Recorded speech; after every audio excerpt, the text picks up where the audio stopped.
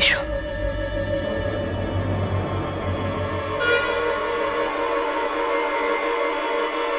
ওই দেখো,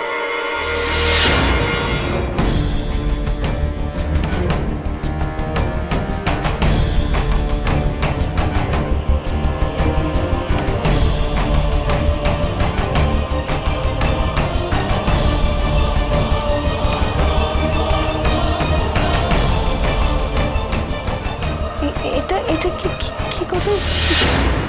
এবার বিশ্বাস হলো তো যে আমাদের সিধু আর আর বেঁচে নেই। আমি নিজের হাতে আমার ছেলের মুখাগ্নি করেছি। ওই যে বললাম, কথাগুলো মিথ্যে হলে we would have been the happiest person in the world. কিন্তু কথাগুলো সর্বৈব সত্য। না, বাবা মায়ের চোখের জল তো কখনো মিথ্যে কথা বলতে পারে না। এনারা মিথ্যে কথা বলছেন না। তাহলে সত্যি সত্যিই মারা গেছে। কিন্তু কিন্তু এসব কি হচ্ছে? সিদ্ধার মতো দেখতে ওই লোকটা যে আমাদের বাড়িতে এখন রয়েছে, সে কে?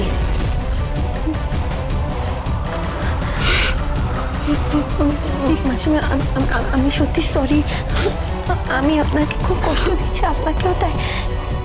কিন্তু আমার কথা বিশ্বাস করুন, আমার কোনো খারাপ উদ্দেশ্য ছিল না। আমি আপনাদের কাউকে কোনো কষ্ট দিতে আসিনি এখানে।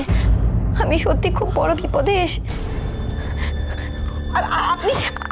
আপনাকে আমি প্রমাণ দিচ্ছি।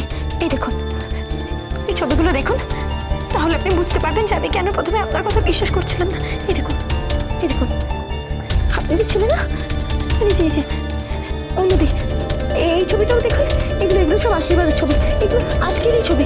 এই দেখুন, এই দেখুন। How it's possible? আমি নিজের হাতে আমার ছেলে, এই আমাদের সিধু হতে পারে না। কিছুতে আমাদের সিধু হতে পারে না। আমি বুঝতে পারছি এখন আপনাদের খুব কষ্ট হচ্ছে। আমি শুধু একটাই প্রশ্ন করতে চাই, যদি কিছু মনে না করেন। সিধু মানে উনি কি করে? ফরেন থেকে এমডি করে ফেরার পর শুধু এই বাড়িতে, এই ঘরে থাকতো আমাদের সঙ্গে। ওরা একটা চেম্বারে করেছিল এই বাড়িতে। হ্যাঁ, ছোটবেলা থেকে যেন, যেহেতু কলকাতাতে থাকতো, তাই ওর বন্ধু হতে এই দিল্লিতে বিশেষ কেউ ছিল না। কিন্তু হঠাৎই আমাদের পাড়ায় একটি ছেলে ভাড়াটে হিসেবে আসে। নাম দীপেন্দু, বাঙালি ছেলে, খুব ভালো কথা বলতে পারতো। ওর সঙ্গে বন্ধুত্ব হলো, and they became very close to us also. তারপরে ওই দীপেন্দু আর শুধু একদিন প্ল্যান করলো যে ওরা লং ট্রিপেতে যাবে। আগেও গেছে, তাই আমি ওকে আর বারণ করিনি। জানো ওর মা ওদের দুজনের জন্য স্যান্ডউইচ বানিয়ে নিয়ে আসলো। হাসতে হাসতে গাড়ি চালাতে চালাতে বাড়ি থেকে, তারপর ওই হাইওয়েতে অ্যাক্সিডেন্ট।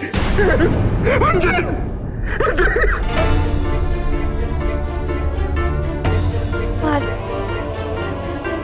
দীপেন্দু মানে দীপেন্দু এখন কোথায় আছে? দীপেন্দু সামান্য চোট পেয়েছিল, but it was not so fatal. সিধুর ফিউনারাল পর্যন্ত আমাদের সঙ্গে যোগাযোগ ছিল, কিন্তু তারপরে জানি না যে ফ্ল্যাটেতেও ভাড়া থাকতো সেই ফ্ল্যাটও ছেড়ে দিয়েছে। আচ্ছা, তার কোনো ছবি নিশ্চয়ই আপনাদের কাছে আছে, সেটা কি দেখতে পারি? নিয়ে গেল না?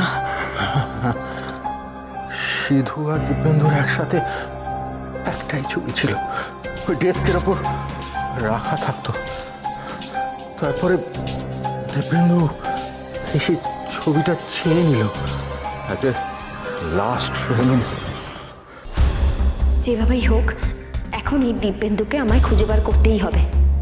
যা দেখছি তাতে তো সব রহস্যের চাবিকাঠি ওর কাছেই আছে।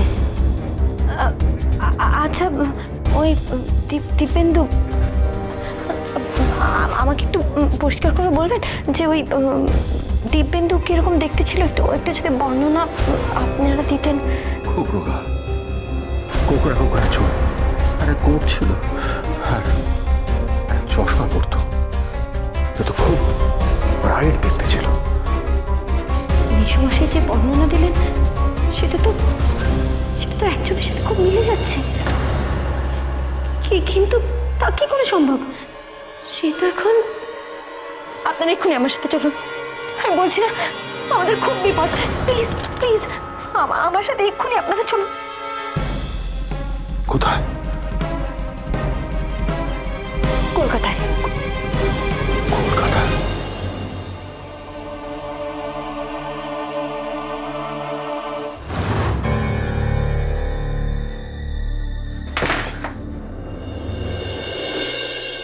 এই এই ওঠ!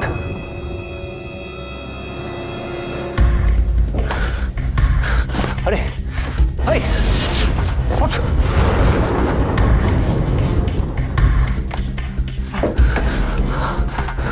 ওঠ ওঠ!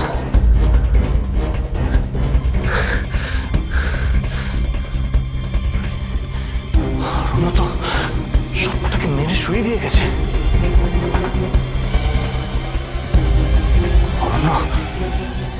অরণ্য ওর বাড়ি পৌঁছে যায়নি তো?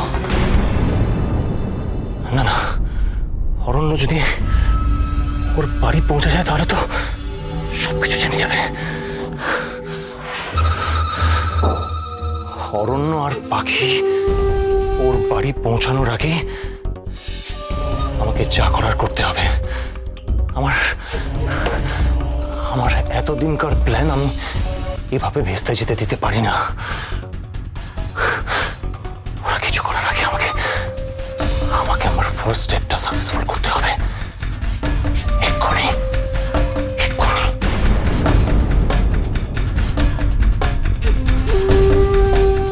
তাহলে আপনার কিন্তু খুব ক্ষতি হয়ে যাবে। যা বলছি করুন, যান গিয়ে যজ্ঞের আগুনটা জ্বালান। বাবা ওই